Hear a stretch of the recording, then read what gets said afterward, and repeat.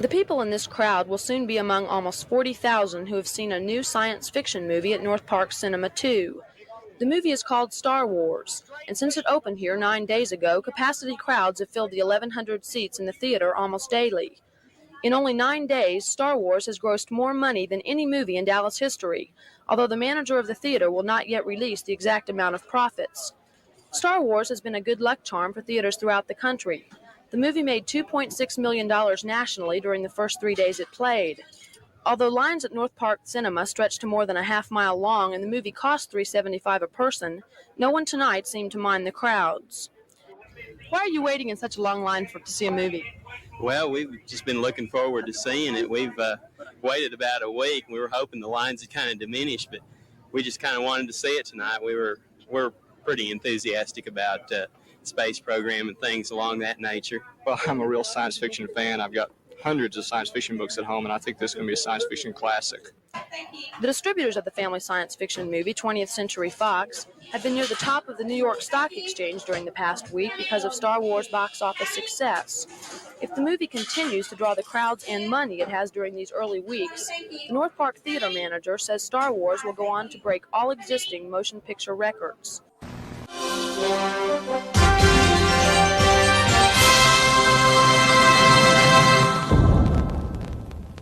Hello, fellow followers. Welcome back to FanZcene. Greg here, and today I have for you what Star Wars used to mean and what it still means to me. All right, so here recently I've been thinking a lot about Star Wars. It just seems like it's never-ending topic within the nerd sphere, and I don't do a whole lot of videos on Star Wars, but I recently got the unaltered original trilogy on 4K, all three of them on 4K, from Rick, a subscriber here. So shout out to you, Rick. I absolutely love these. I haven't gone through all of them yet, but I was watching the first one, and my God, it was so beautiful. Now, these come from 35 millimeter prints of the film, not the original 35 millimeter prints, but the 35 millimeter prints that they found. You know, if you want to know what I'm talking about, if you know anything, just, you know, if you can make out those 4K 77, 4K 80, those numbers like that, look those up. You'll understand.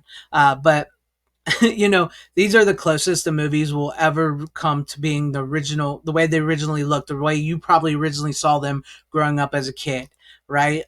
It was just breathtaking to see that first. It's, like I said, you can't describe it. The color grading, the grain of the film, the way the effects and the puppetry looks. It's so beautiful. You know, it doesn't look smudged or smeared or grain removed or CGI'd, and different effects that George Lucas added to him later on. And I just remembered watching it when I was watching it, just how much I actually loved Star Wars. You know, I do not care for Disney Star Wars. I do not like it. The last Disney Star Wars I ever watched was Mandalorian Season 2, which I didn't mind. I'll be honest with you, but I hated The Last Jedi. I've never seen Rise of the Skywalker. You know, I do not like what they've done to it. It's become so corporate. It's soulless. It doesn't feel like Star Wars. It's not for me. And I know a lot of that has hurt a lot of people's view on Star Wars, and they can't get back into Star Wars the way they once were. To them, it's dead and everything. I would say, to me, Disney Star Wars is dead. The original trilogy and stuff like that is not dead to me. I can still enjoy them, and especially now that I have these. I don't think I will ever rewatch the special edition ones. I don't know if I'll ever rewatch them again now that I have these. I just really don't. But I want to just, you know, these used to mean so much to so many. So many people love Star Wars and stuff, and I feel like it is a damaged brand. But I'm going to tell you what it still means to me. All right, so I'm going to set these down. You know, recently, after seeing them, I just thought about how I got into Star Wars and stuff, because growing up as a kid, I was actually really into Superman, if you can't tell, and I've talked about it a lot. And I had seen the Indiana Jones movies. I've seen the Back to the Future movies. I was actually a Star Trek fan, right? And I still am.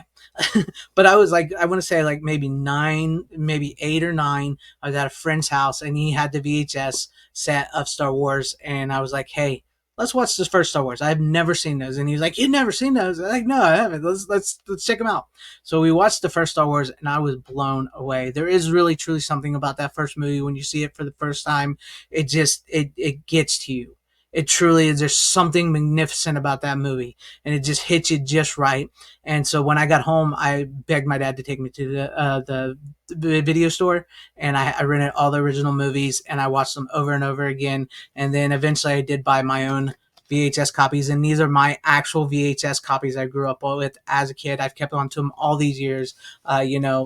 Star Wars, Empire, Return. These are my original VHS copies of the film that I bought through the years. And then, over time, as technology advanced and everything, and, around 97 and stuff, there was talk about new Star Wars and everything again, and George Lucas had edited them. And I did actually go to the theaters and watch the first one on the big screen. It was great. It was a great experience, it doesn't matter about the changes and stuff. At that time, I was still into Star Wars, and I remember having a blast seeing it on the big screen. And then eventually I did get the DVDs of the film, the Star Wars trilogy DVD widescreen set here.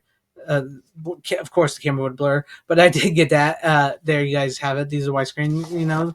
Got them all in there. They're all in there. The originals. These are the edited ones, the ones that George Lucas manipulated and edited. But I loved it. And I was always upset that the full screen, because these are the widescreen, I was upset that the full screen box set was gold. Not that I don't think the silver's cool. I think the silver's cool. Just I like that gold. But it was a full screen, but I like the widescreen. But I got those, and I loved it. I saw that in the theaters, and I got this for Christmas, actually, I believe. And it was it was incredible. I still enjoyed Star Wars. It still meant something to me. And, I haven't really gotten back into a lot of Star Wars because of Disney, That's why I was talking about what it used to mean, because it meant so much to so many people. It was some people, this is their whole world, right? They love this. They divulged into this. They live this. To me, I was always a fan of the movies. I did read a little bit of the expanded universe and stuff like that. And I did eventually get to see the Star Wars holiday special. This shout out to Troy Pacelli, who sent me this version of it, special collector's set DVD. So I have that, and yeah, it's the holiday special, right? But I had that, and then over time, I did buy the Star Wars complete saga. This was the last set that George Lucas himself put out before Disney bought them, and this has all 6 movies of the prequels and the OT trilogies, all edited and everything. Yes, I know they're still edited and everything, but when I had this, I was so excited and pumped to get this set. I just was like, hey, if I'm never going to get those originals, at least I will have this. I loved it. I would like nerded out over this, over and over again. I have, this set. It's got all of them. Phantom Menace, Empire Strikes Back, or sorry, not Empire Strikes Back. Apologies, Attack of the Clones. Sorry, Revenge of the Sith, and in recording of this video, Revenge of the Sith just reopened at the theaters, for its anniversary. Did like $30 million. It did huge. Who would have thought? And then we got the New Hope, and then we have Empire Strikes Back right here, and then we have Return of the Jedi, and then we have a bunch of bonus discs and stuff like that. From the set, this was a really incredible set with the book and everything. It really is an incredible set, but it's still those edited versions. And there's just something about Star Wars that even with everything that's going on, if I can actually get that in there, with everything going on with Disney and everything and stuff, and like I said, I can understand if some people say it's dead to them, that they will no longer watch Star Wars, they can't enjoy it. I get it, because so many people were into it. But when I find myself watching these, going through them, or find myself watching movies like this. I want to bring these movies in before I, finish this all off. Is like when I find myself watching the movie Fanboys. Oh my God, when I saw this first movie, and it was like the journey to see the Phantom Menace before anybody else got to see it, with a group of friends who were into Star Wars. I resonated and connected with this movie so much. There's like, you can see yourself in all these Star Wars fans and stuff, and their group of friends and hanging out. And there's a great line in this where the character, this character, which I don't know why they, his mask, they put Chewie's mask on him, why they didn't, let's see the actor there. But this character of Christopher Marquette's character, he's dying of cancer, right? And then this way they brings his group of friends back together, Star Wars and everything. And he has this he has this great scene where he's like, you have to keep the crappy effects. You have to keep the puppets. It's what we love. It's what we like. It's never really been about the movies. It's about what these movies do to us and how they connect us. and I really thought that was great. And every time every time I watch this movie, it makes me want to watch the original movies again. It makes me remember why I love Star Wars, so I have that. And then I just recently brought this up, in the last video I did, but 52577, about director Patrick Reed Johnson, who was legitimately the first fan of Star Wars to see the movie Star Wars before opening day, before anybody else did, outside of George Lucas and everybody that worked on it. He got to see the movie before anybody. He was like the first fan. And this is like an autobiography movie about him, and him seeing the movie and what movies do to us and everything. And damn it, if I watch this, what's makes me want to see the movies again. And of course, Spaceballs. Who could forget Spaceballs? I really need to get the 4K of Spaceballs. It's out now. May the Schwartz be with you. Wah, wah, wah, wah, right?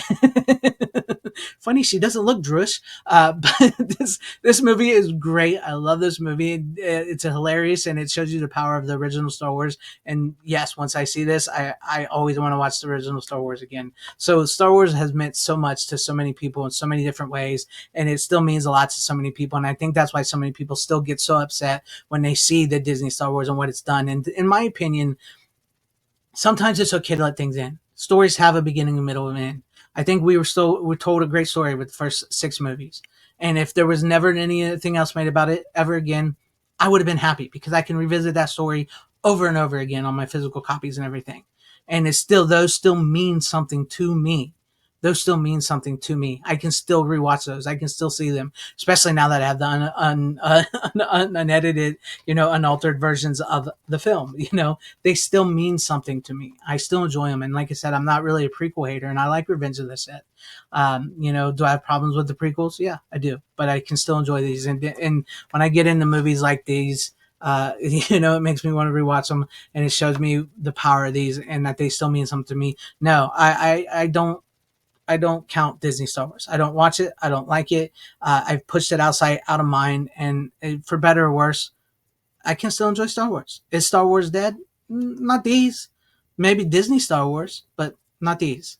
But let me know your guys' thoughts and opinions on this, and what Star Wars means to you, used to mean to you, or if you're actually completely done with Star Wars. And like Keith said, I get it if you are completely done with Star Wars from here on out. But let me know your guys all that thoughts and comments in the comment section down below. If you liked what you saw here, maybe consider hitting that like button or subscribing, hitting that bell for notifications. That would be awesome if earning you guys' subscriptions, or possibly share the video out for everybody to see, or join and become a channel member, because that would help out my channel immensely. Thank you, and shout out to all my channel members. I appreciate each and every one of you guys. Thank you guys for being channel members here and for all of your support. To everybody watching, whether you like me, hated me, or liked this video or hated this video, I thank you for sticking this long. Wherever you all are, please have a great, safe, happy, healthy day, morning, afternoon, evening, and night. May the Force be with you. Always support physical media, because it truly is the superior format, now more than ever. Godspeed.